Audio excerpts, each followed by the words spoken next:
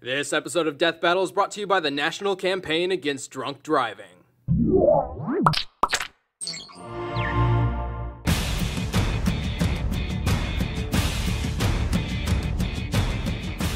When it comes to fighting, combatants come in all shapes and sizes.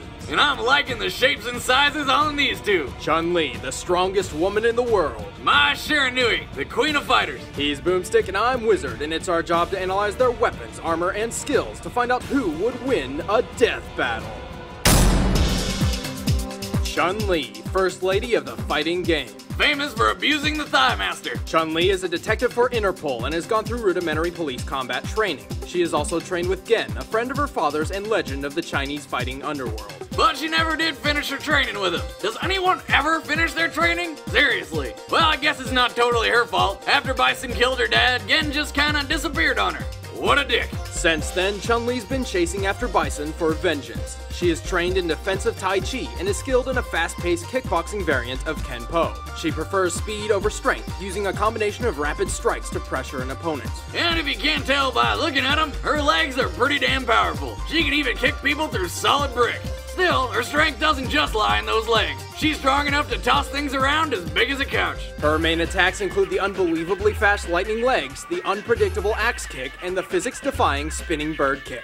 I wouldn't mind taking a ride on that helicopter. She can also focus her natural ki energy to create the Kokoken, a slow, limited ranged attack. And the Kokosho is basically a super version of that. An enormous ball of energy strong enough to stop a speeding car. Her detective skills were instrumental in taking down the criminal organization Shadaloo, and after the tournaments, Chun-Li became a martial arts teacher. However, she has yet to win any major tournament, and failed to kill Bison to avenge her father. She was able to rescue one of her students from Urien, but turns out Urien let her win, wanting only to test her skills.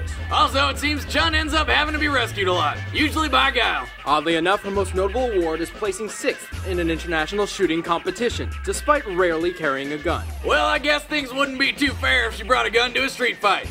Round 1, bang!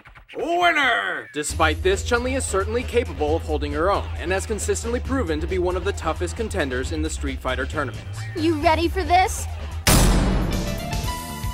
Mai Shiranui is, well... Holy crap, look at those things! Mai is a ninja of the Shiranui clan and has been trained by both her grandfather and the perverted yet famously deadly Jubei Yamada. He brought a whole new meaning to wax on, wax off. She has extensive training in the Shiranui Ryu fighting styles. From her grandfather, Mai learned the Koboken technique, specializing in pressure points and bone snapping.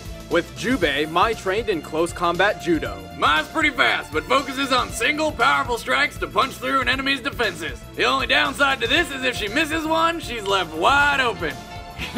Her flying squirrel Furiante and deadly ninja bee attacks help her control the field of battle, and she uses clever fake-outs to trip up her foe. And she has an unlimited amount of steel fans she can throw, which I guess she keeps in her non-existent bra. That's right. Really? I was just making a joke about her giant boobs. Speaking of her outfits, or lack thereof, while it's unrestrictive, it isn't exactly form-fitting either. However, as a testament to her training and balance, it doesn't seem to bother her. She wears it for kunoichi, a female ninja method of sensually distracting the foe before striking. I'm sorry, what? I was distracted.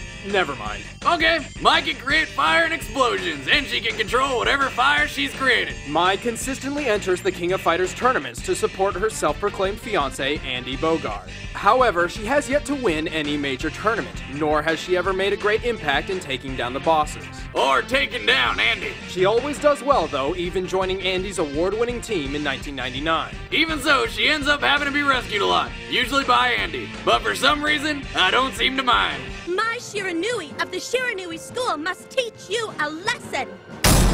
Alright, the combatants are set. Let's end this debate once and for all. And in honor of Mai's Double D's, here's a PSA from the NCAA Double D. The National Campaign Against Drunk Driving. Yep.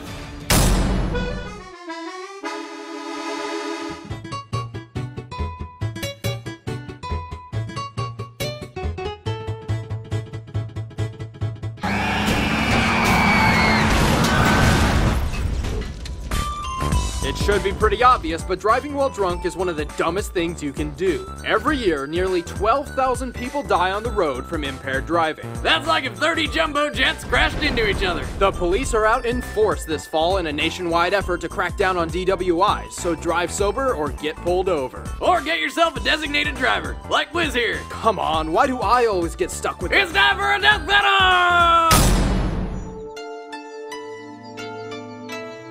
Fight!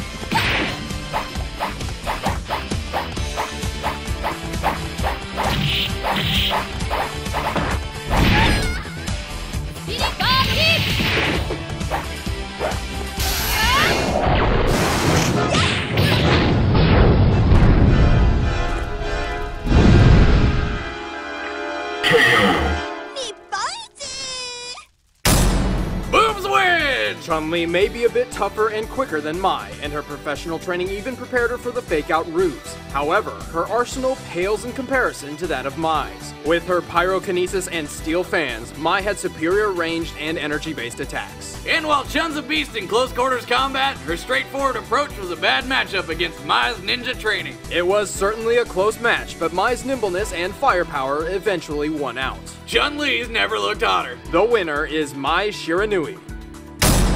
Have an idea for a death battle? Be sure to subscribe, then leave a comment below. And next month, ScrewAttack.com will be relaunching its website with more awesomeness than ever before. And soon after, Death Battle will be featured exclusively on Screw Attack. Thanks for watching.